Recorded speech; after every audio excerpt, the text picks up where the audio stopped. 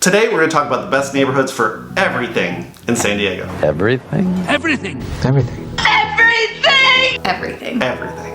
Let's get started right now. Alright, so we talk about a lot of different best of in here in San Diego, but this is the first video we're going to do and talk about all the best of neighborhoods in San Diego. And what is the first one on our list? First one is the best neighborhood for first-time home buyers. It's tough going for first-time home buyers here in San Diego, but we're trying to find some neighborhoods that are more on the affordable side. Maybe walkable, sort of the younger generation kind of enjoys that a little bit more. So some of the areas that we recommend are San Marcos. I love San Marcos. San Marcos is great. It's family friendly, so if you're just starting out your family with your first home, good place to check out. Median home price there is $936,000.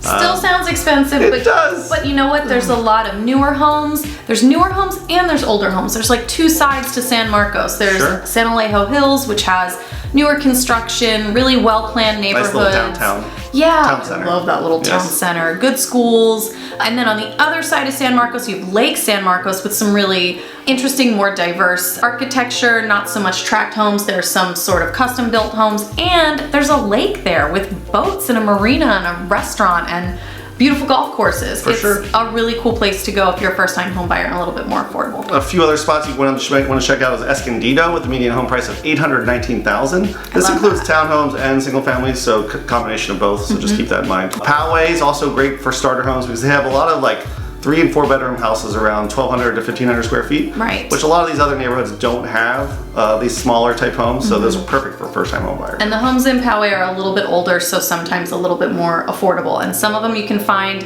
that are maybe in need of a little bit of TLC, swoop in there. Swoop right in there. Swoop right in, Swoop it in make there. some updates, make it your own. I love that. A couple other spots, La Mesa is a good place for first time home buyers. Mira Mesa, basically all the mesas. Chula Vista is also a good spot to check out.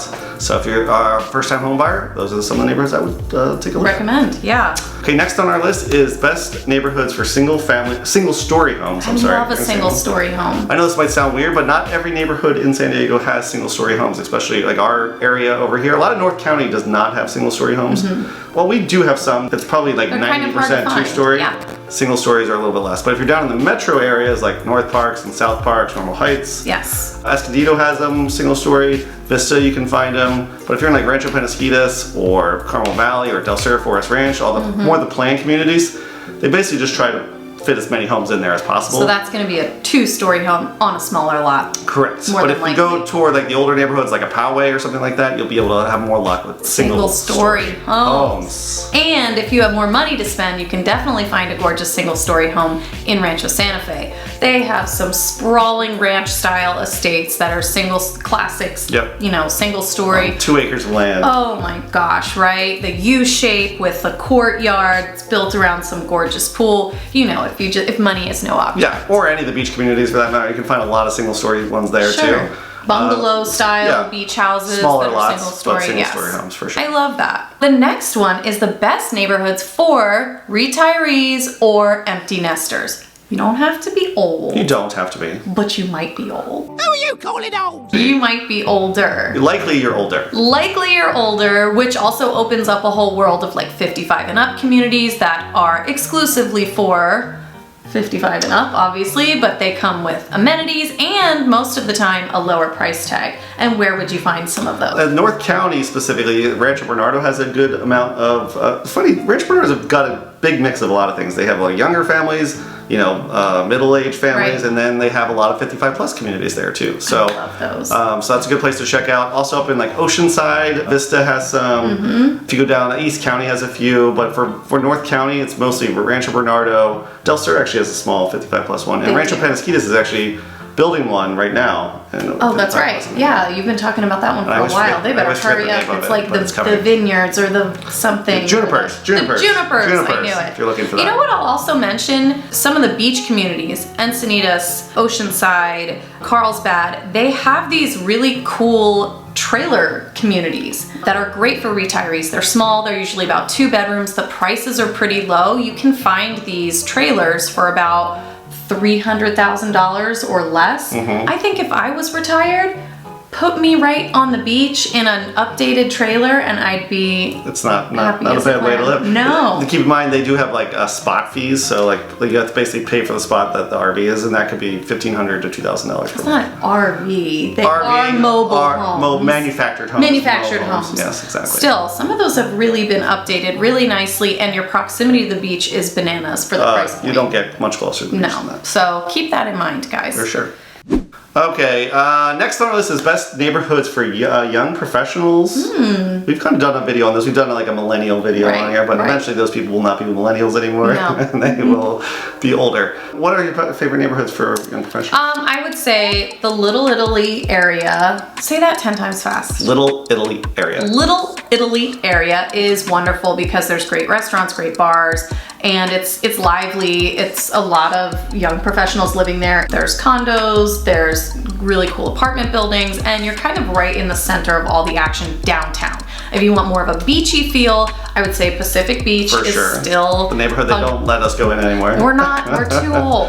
We've Just got kidding. our passes have been revoked. So Pacific Beach is very fun. Young professionals, yes, you maybe have to be ready to party a little bit. It is active in that respect, very right? Nightlife. They go out past 10 o'clock. They do. That's Like crazy. on weeknights. On weeknights. On weeknights. Crazy. Let's just play the quiet game. I would also say East Village, North Park and Normal Heights are great. Those are like single family homes that you can find in sure. North Park, but that are still affordable for young professionals. Maybe you have roommates you share a home with. North Park has also really fun nightlife. For as sure, well. yeah, it is. And then UTC is also a good spot too because they have a lot of condos and townhomes and stuff that you can rent or buy. Sure. And that's kind of like the tech hub over here too. So you're very close to all the tech jobs. So if you're in that industry, that's a good place to check out too. Yeah, agreed.